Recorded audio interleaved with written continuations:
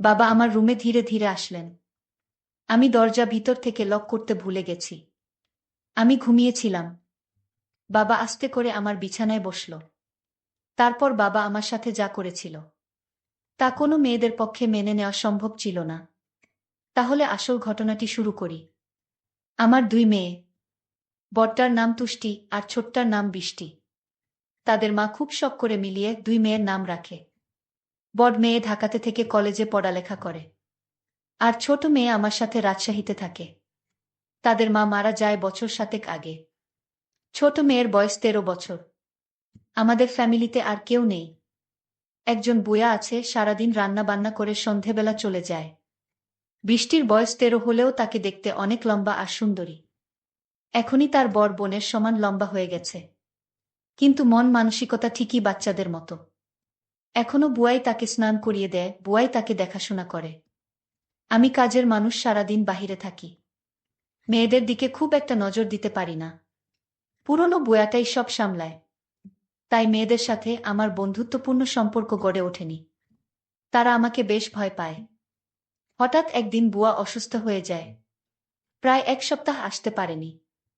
একদিন রাতে অফিস থেকে বাসায় এসে খেতে বসি।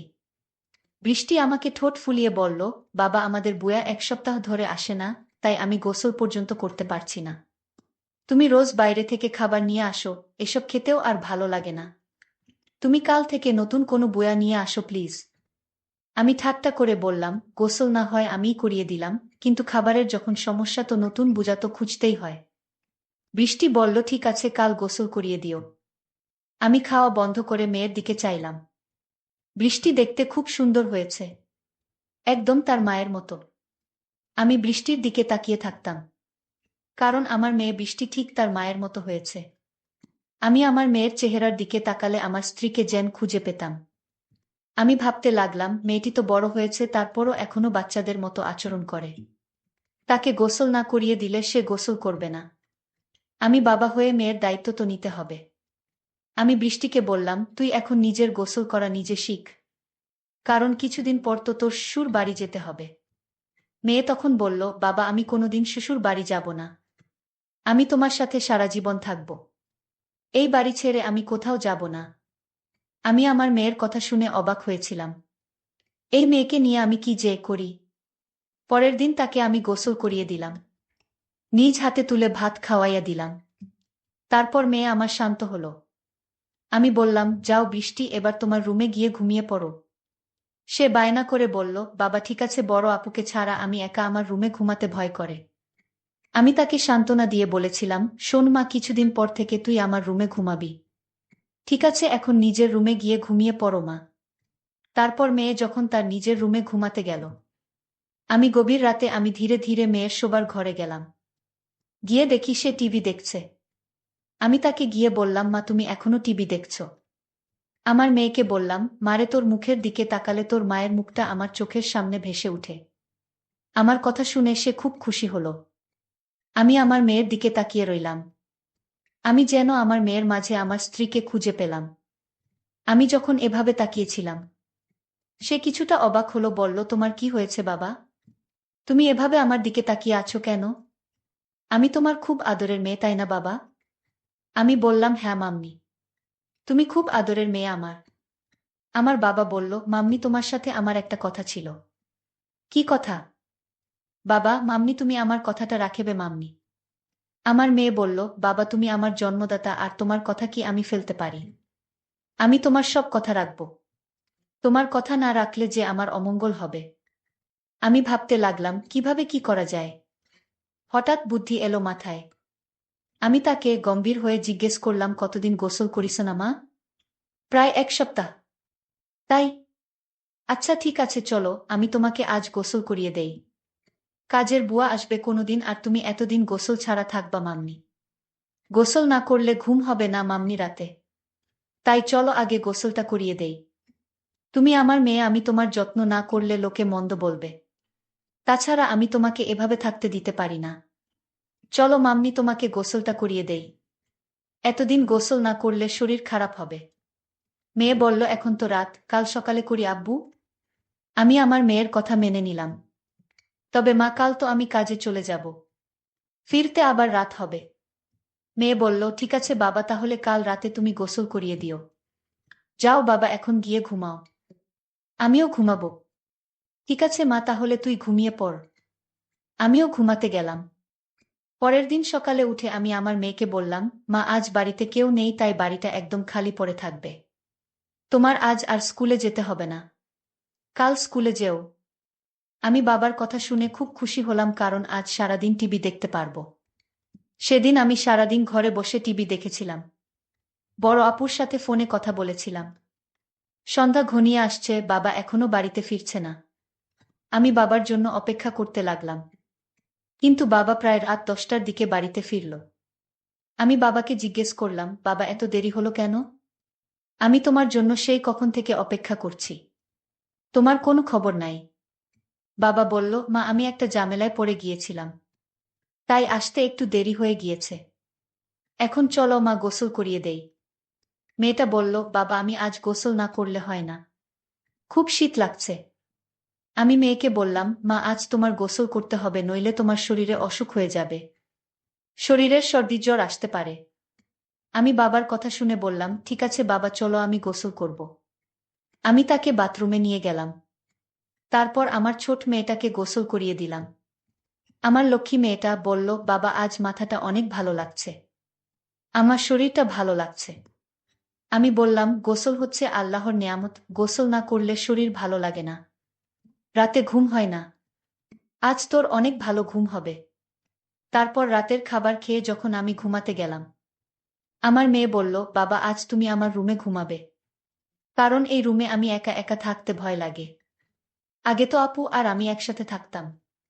আমি আমার মেয়ের কথা শুনে বললাম, ঠিক আছে মাম্মি, তুমি আমার রুমে চলে আসো। আমি আর আমার মেয়ে গল্প করতে শুরু করলাম। আমার মেয়ে আমায় জিজ্ঞেস করল, বাবা তুমি মায়ের অভাব বোধ করছো? হ্যাঁ মা, তোর মা তুই অনেক ছোট থাকতে মারা গিয়েছিল।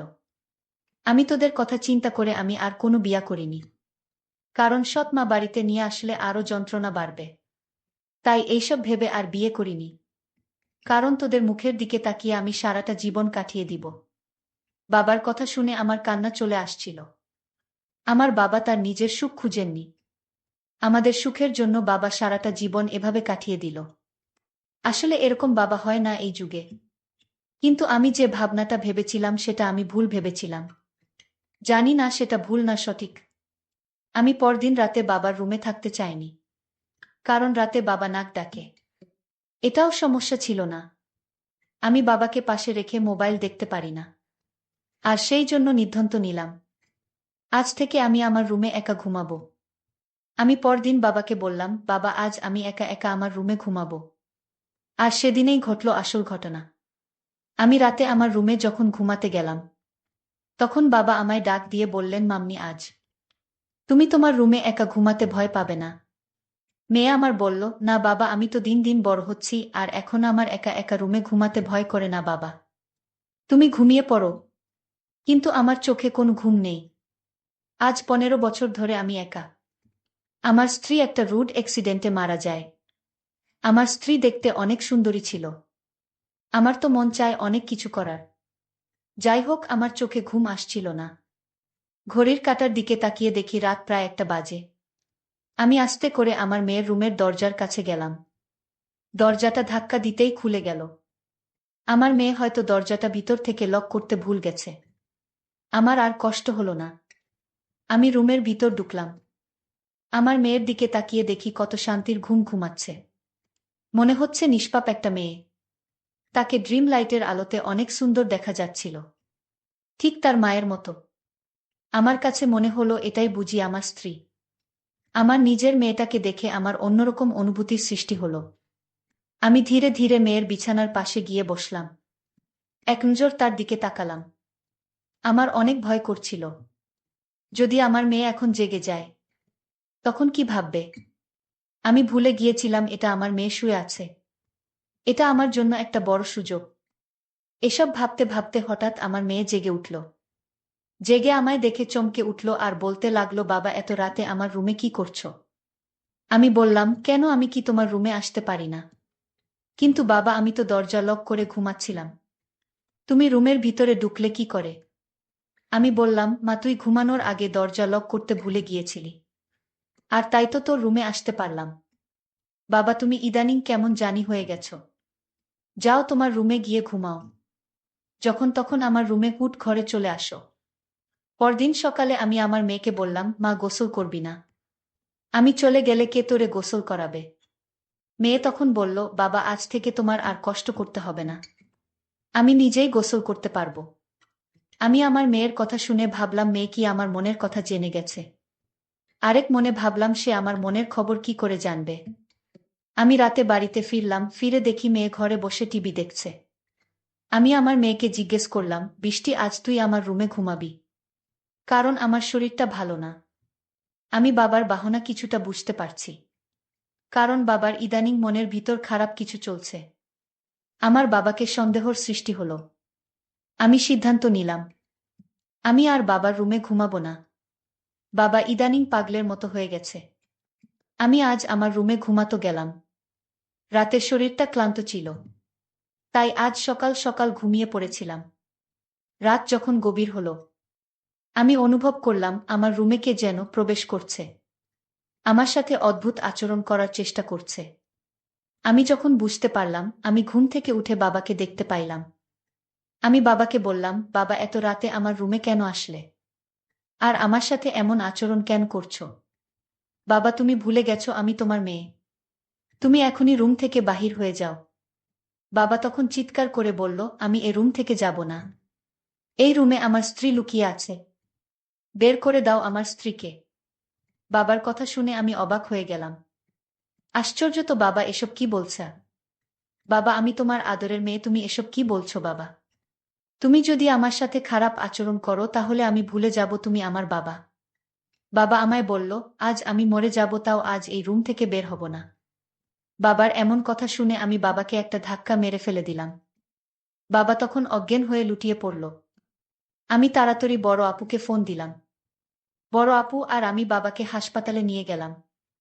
বাবা 3 দিন যাবত অজ্ঞান ছিল। বড় আপু আমায় বলল, তুই নিজের বাবাকে ধাক্কা মারলি। আপু তুই জানিস না বাবা প্রতিরাতে আমার রুমে আসতো। অন্যরকম আচরণ করার চেষ্টা করত। তাই আজ আমি বাবাকে কখন যে ধাক্কা মারলাম তা বুঝতে পারিনি। বাবার যখন জ্ঞান ফিরল ডাক্তার বলল, আপনার বাবা পাগল হয়ে গিয়েছে। ওনার ব্রেন নষ্ট হয়ে গিয়েছে আর তাই আপনার সাথে এরকম খারাপ করত। ডাক্তারের কথা শুনে আমি কান্না করতে লাগলাম আর বলতে লাগলাম আমি বড় ভুল করে ফেলেছি। আমার বাবা জ্ঞান হারা ছিল আর তাই তো আমার সাথে এরকম করত। বাবা তো আগে আরকম করত না। আমাদের কথা শুনে বাবা বেড থেকে উঠে বসল। আর আমাদের 2 বোনকে উদ্দেশ্য করে বলতে লাগল, শোনো মা, ডাক্তার ভুল বলেছে। আমি পাগল নই। আমার মাথাও ঠিক আছে। আমি 15 বছর ধরে তোদের মাকে দেখি না। আর তাই সে আমার পাশে না থাকাতে আমি সারাক্ষণ চিন্তায় ডুবে থাকতাম।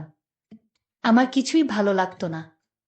কিন্তু আমার ছোট মেয়ে বৃষ্টির দিকে তাকালে আমার মনে হতো আমার স্ত্রীকে খুঁজে পেয়েছি।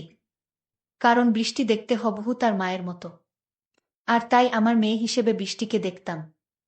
এতে আমার চিন্তা কমে যেত। আমি প্রতি রাতে তার রুমে গিয়ে তার কাপড় চোপড় এলোমেলো থাকলে আমি তা গুছিয়ে দিতাম। এটা কি আমার অপরাধ? আমার নিজের মেয়েকে স্নেহ করা কি আমার অপরাধ? আমার মেয়েকে আমি দেখতে না পেলে আমার খুব কষ্ট হতো রে মা। আমার মেয়েকে আমি সবসময় চোখে চোখে রাখা, সেটাও কি আমার অপরাধ? বাবার মুখে এমন কথা শুনে আমি হাও মাও করে কান্না করতে শুরু করলাম। বাবার পায়ে ধরে আমি বাবার কাছে ক্ষমা চাইলাম। বাবা তুমি আমায় ক্ষমা করে দাও। আমি তোমাকে ভুল বুঝেছিলাম।